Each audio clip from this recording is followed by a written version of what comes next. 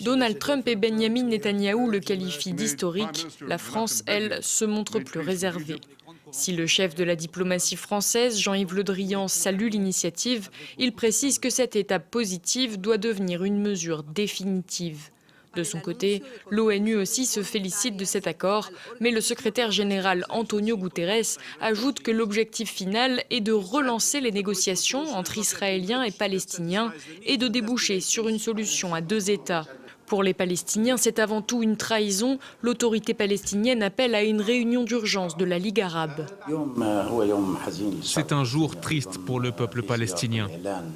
L'annonce de cet accord de normalisation est un couteau dans le dos des Palestiniens dans leur combat. Même réaction indignée au sein du Hamas à Gaza.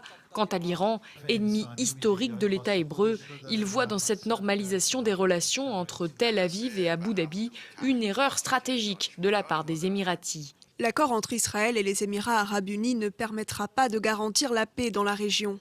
L'attitude des Émiratis n'a aucune justification. Ils tournent le dos à la cause palestinienne. Pourtant, les Émiratis affirment que cet accord permettra de mettre un terme au projet israélien d'annexion en Cisjordanie occupée. Un avis partagé par l'Égypte, aujourd'hui encore un médiateur important dans le conflit israélo-palestinien, c'est toujours le seul État arabe avec la Jordanie à avoir signé un accord de paix avec Israël. J'ai suivi avec attention le communiqué tripartite des États-Unis, de l'État frère des Émirats arabes unis et d'Israël sur l'arrêt de l'annexion des territoires palestiniens par Israël. C'est une étape vers la réalisation de la paix au Moyen-Orient. Bahreïn a également salué cet accord. La Jordanie, elle, reste plus prudente et espère y voir le signal d'un retour aux frontières de 1967, ce que réclament les Palestiniens.